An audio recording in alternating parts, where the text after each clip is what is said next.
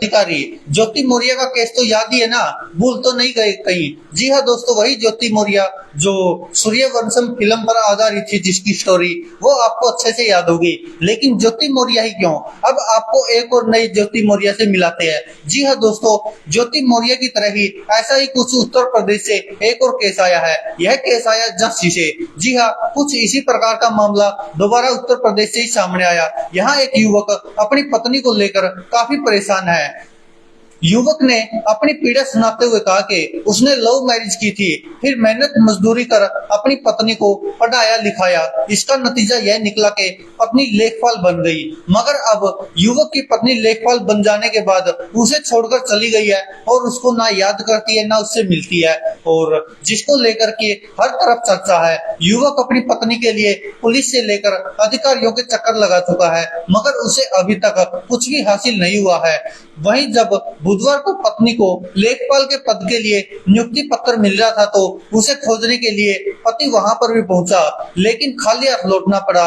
वहीं जब इस बारे में लड़की से फोन पर बात हुई, तो उसने कैमरे पर आने से मना कर दिया साफ, और कहा कि उसकी किसी से कोई शादी नहीं हुई है। जी हाँ दोस्तों, वह साफ मुकर गई। अब आइए जानते कि आखिरकार ये पूरा मामला क्या है, कौन है वो पति और कौन है वो पत्नी। जी हाँ दोस्तों, पीड़ित युवक का नाम है नीरज विश्वकर्मा, जो आप नीचे देख भी रहे हैं। और नीरज झांसी के शहर कोतवाली अंतर्गत बड़ा गांव गेट बाहर बाबा अट्टा इलाके का निवासी है। नीरज और उसके दो और भाई है, जिनमें से वह सबसे छोटा है। नीरज विश्वकर्मा कारपेंटर का काम करता है और करीब 5 साल पहले झांसी के सत्यम कॉलोनी में रहने वाली रीचा सोनी नामक युवती से दोस्त के घर पर उसकी मुलाकात हुई है। और 6 माह तक यह दोस्ती चलने के बाद उन्हें एक दूसरे से कब प्यार हो गया यह पता ही नहीं चला, और प्यार होने के बाद दोनों करीब 2.5 साल तक रिलेशनशिप में रहे, और फिर ओरछा मंदिर में जाकर उन्होंने शादी कर ली।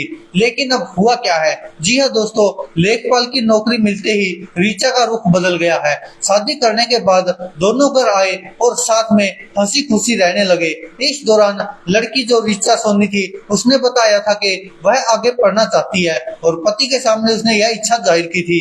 रीचा को पढ़ाने के लिए वह मजदूरी करता रहा, और जब रीचा का लेखपाल की नौकरी के लिए चयन हो गया, तो फिर उसके रुख बदल गए। लेखपाल के पद पर चयन होने के बाद उसे छोड़कर चली गई है, और तब से लेकर अब तक वह लौटकर नहीं आई है। अपनी पत्नी को पाने के लिए वह अधिकारी से लेकर पुलिस तक के चक्कर लगा चुका है, लेकिन पत्नी नहीं मिली। यहाँ तक कि आज जब उसे पता चला कि उसकी पत्नी को कलेक्ट्रेट में नियुक्ति पत्र मिल रहा है, तो वह उसकी पत्नी की झलक पाने के लिए वहां भी पहुंच गया, लेकिन वहां भी खाली हाथ लौटना पड़ा। वह नियुक्ति पत्र लेकर छिपते हुए निकल गई और उससे मुलाकात नहीं की, जिससे आप समझ सकते कि नीरज विश्वकर्मा का दुख कितना बड़ा है। नीरज विश्वकर्मा ने आगे कहा कि मैं 18 जनवरी से परेशान हूँ। मेरी धर्मपत्नी जो रीचा सोनी विश्वकर्मा है, वह लेखपाल बन गई है, इसलिए मुझे छोड़कर चली गई है। वह अपनी पत्नी के लिए हर जगह जा चुका है, लेकिन वह नहीं मिल रही है। जब उसे लेखपाल का नियुक्ति पत्र मिलना था, तो मैं कलेक्ट्रेट गया और उसे खोजने के लिए हर जगह देखा, लेकिन वह नहीं मिली। वह नियुक्ति पत्र लेकर चली गई। मैंने उसके लिए सब कुछ किया है। नीरज विश्वकर्मा आगे बताते कि हमने पढ़ाने के लिए बड़ी मुश्किलों का सामना किया। हम कारपेंटर हैं, जो चाहा उसने किया। हम 400-500 रुपए प्रतिदिन कमाते हैं, उसी से उसकी पढ़ाई भी कराई। कई बार तो कर्ज भी लेना पड़ा। आज हम दिन रात उसे याद करते हैं, रात में नींद भी नहीं आती। आज वह कहती है कि हमारी शादी नहीं हुई है, हमारे पास शादी के फोटो और प्रमाण पत्र है। क्या यह फर्जी है?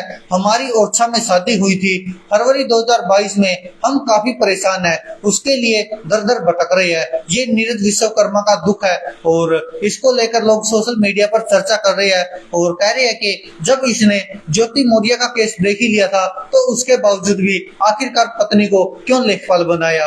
और इसको लेकर लगातार कोई कुछ कह रहा है, कोई कुछ कह रहा है। हालांकि जो नीरज विश्वकर्मा की पत्नी है रीचा सोनी विश्वकर्मा, उसने मीडिया कर्मियों से बातचीत करते हुए मोबाइल पर कैमरे पर आने से तो साफ मना कर दिया, और फोन पर बात की तो उसने साफ साफ कह दिया कि उसकी तो कभी शादी हुई ही नहीं है। और अब बेचारा वो जो नीरज विश्वकर्मा वो भटक रहा दर दर, और किसी तरह सोच रहा कि अपनी पत्नी को वापस हासिल कर लूं, वरना फिर आगे जो ज्योति मौर्य ने किया था वो नीरज विश्वकर्मा की पत्नी ऋचा सोनी भी कर ही लेगी, और वो तो अभी से साफ साफ मना कर रही है कि उसकी तो शादी नहीं हुई है। तो इसको लेकर लोग चर्चा कर रहे हैं। कोई कह रहे हैं कि ऋचा का दुख क्यों नहीं समझ में आ रहा, तो कोई कह रहे कि देखिए बेचारे नीरज विश्वकर्मा ने कितनी मेहनत की, कितनी लगन से मजदूरी की कि ताकि ऋचा पढ़ लिख कर कुछ कर सके और अपना सपना पूरा कर सके।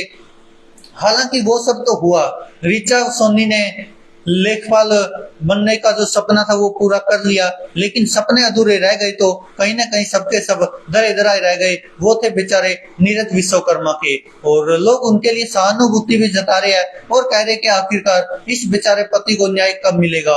और ज्योति मौर्य के केस से जोड़कर इसको देखा जा रहा है कि देखिए यहाँ पर भी एक हीरा बेचारा ऐसे ही भटक रहा है। और इसको लेकर लगातार सोशल मीडिया में चर्चा हो रही है कि आखिरकार नीरज विश्वकर्मा की गलती क्या है। उसने तो बेचारे ने अपनी पत्नी का भला ही चाहा था और उसके लिए उसने दिन रात मेहनत मजदूरी की, क्योंकि आप समझ ही सकते हैं कि एक कारपेंटर की जिंदगी कैसी हो सकती है और वह कितनी मेहनत करता होगा, और तब जाकर इतनी अच्छी पढ़ाई कर पाई उसकी पत्नी जो ऋचा सोनी थी। लेकिन अब कहीं न कहीं ऋचा सोनी मीडिया से बात करने से बच रही है और वो लेखपाल बन गई है, तो अब नीरज विश्वकर्मा को शायद भूलने की कोशिश कर रही है। हो सकता है पहले से ही दूरियां बढ़ गई हो। और अभी हालांकि ऋचा सोनी का पूरा पक्ष तो सामने नहीं आया, लेकिन केवल उसने यही बात कही है कि उसकी कोई शादी नहीं हुई है। हालांकि जो नीरज विश्वकर्मा है उसके पास सभी सबूत है जो भी शादी के लिए होना चाहिए। शादी का प्रमाण पत्र भी है, फोटोग्राफी भी है शादी करते हुए की, और उसने ये तक बता दिया कि ओरछा के मंदिर में हमने शादी की थी।